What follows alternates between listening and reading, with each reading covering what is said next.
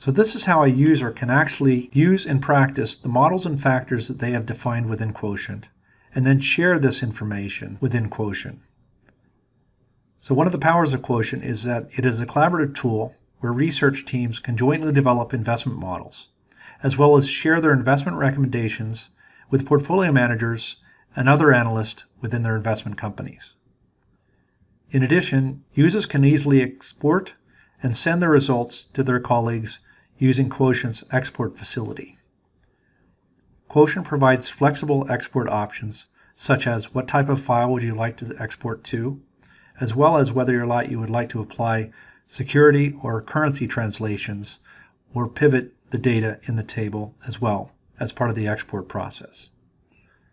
And you merely hit the export button and Quotient will take the data in that report and generate a spreadsheet that can be saved and sent to colleagues.